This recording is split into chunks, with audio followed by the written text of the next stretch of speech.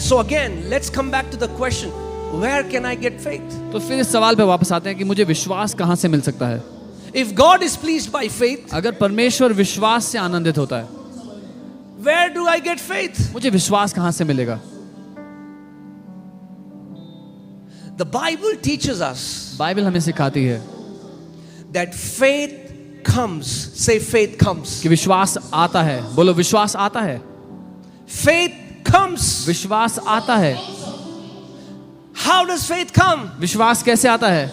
Faith comes by hearing and विश्वास- hearing the word of the living God. विश्वास सुनने से और जीवित परमेश्वर के वचन को सुनने से आता है। That means if I have to get faith, इसका मतलब अगर मुझे विश्वास चाहिए, I have to anchor myself on the word of God. तो मुझे अपने आप को परमेश्वर के वचन में जड़ पकड़ना होगा।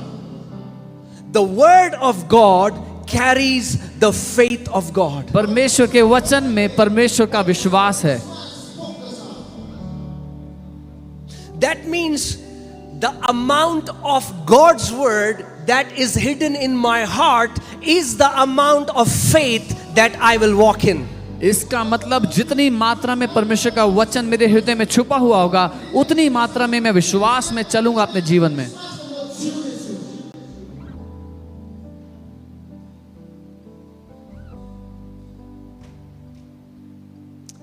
My dear family in Sikkim, मेरे प्यारे परिवार जो सिक्किम में है, I've come to teach you the truth. मैं आपको सत्य सिखाने आया हूँ। I have not come so that you'll be excited for these 3 days and then go back and live the very same way you were living. मैं इसलिए नहीं आया कि 3 दिन आप इस सभा में आओ, बहुत उत्साहित हो जाओ, फिर वैसे ही वापस जाओ और वैसे ही जिंदगी जियो।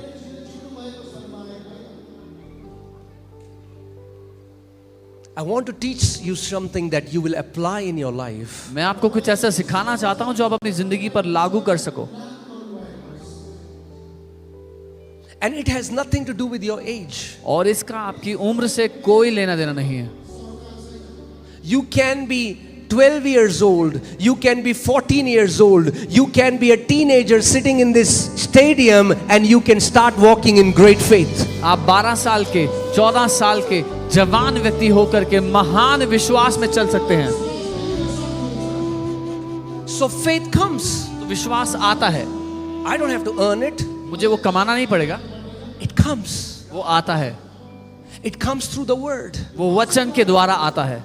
When I start to honor God's word, जब मैं परमेश्वर के वचन का आदर करने लगता हूँ, when I open my ears to what the word of God says, जब मैं अपने कानों को खोलता हूँ इस बात के लिए जो परमेश्वर का वचन कहता है, so faith will start to deposit in my heart. विश्वास आपके दिल में जमा होने लग जाएगा। And this faith that will deposit in my heart will give me the ability to believe God.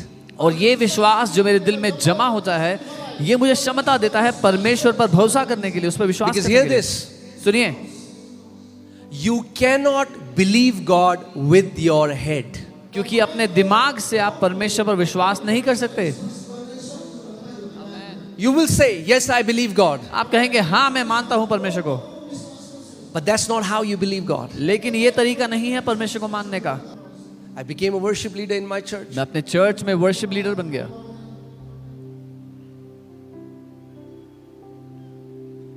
And I used to worship on Sundays और मैं संडेज को आराधना किया करता था and live a defeated life from Monday till Saturday. और सोमवार से शनिवार तक एक हारा हुआ जीवन जीता था। You know why?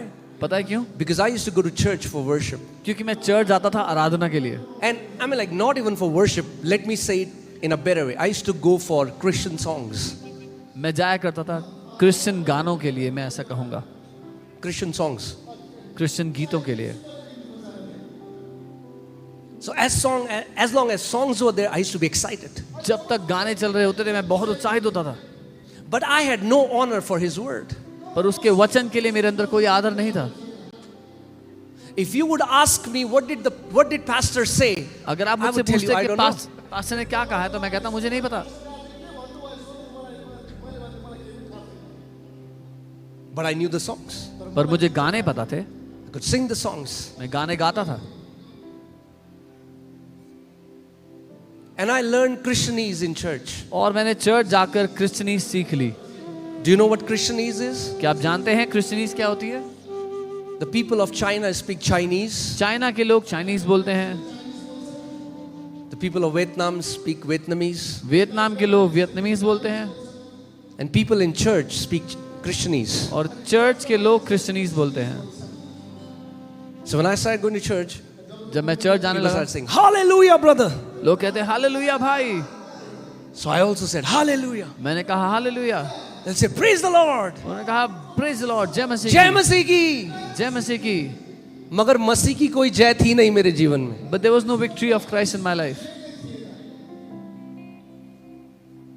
जय मसीह की केवल कहना नहीं है, हमारे जीवन की में मसीह की जय को दिखना है।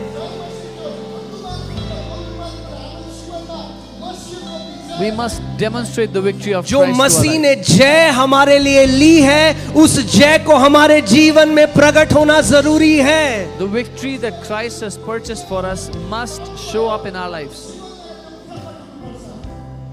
So I was going to church, तब मैं चर्च जा रहा था, but I was still depressed.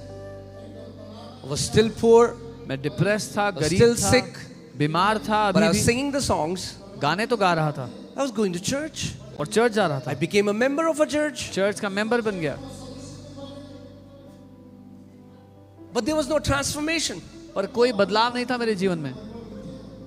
So I started to ask the Lord. I said, Lord, what's wrong? तो मैं प्रभु से कहने लगा, प्रभु दिक्कत क्या है?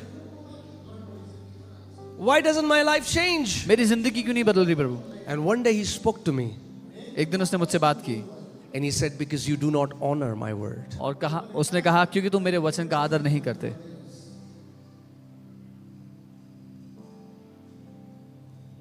If you ask any believer, any Christian today, do you love Jesus? They will say, oh yes, I love Jesus. अगर आप किसी भी विश्वासी से आज पूछोगे कि आप यीशु से प्यार करते हो, कि हाँ मैं यीशु से बहुत प्यार करता हूँ, I love Jesus. मैं यीशु से प्यार करता हूँ। But the Bible says in John 1:1, in the beginning was the Word was with God, the Word was God. लेकिन बाइबल यूहन्ना 1:1 में कहती है, आदि में वचन था, वचन परमेश्वर के साथ था और वचन ही परमेश्वर था। And the Word became flesh और वो वचन देहधारी हुआ and dwelt among us in 16th verse, and we beheld His glory as the only begotten of God. और 16वें आयत में लिखा है, उसने हमारे बीच में डेरा डाला और हमने उसकी महिमा को देखा जैसे परमेश्वर के इकलौते बेटे की महिमा को। Who is the Word of God? कौन है परमेश्वर का वचन? Come on, Sikkim, talk to me. Who is the Word of God?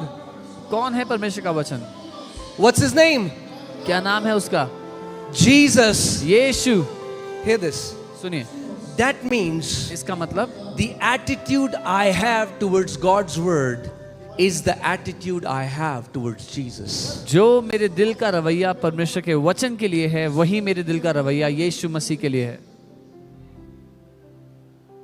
If I dishonor or if I do not honor God's Word, I do not honor Jesus. अगर मैं परमेश्वर के वचन का निरादर करता हूं तो मैं यीशु का आदर नहीं करता।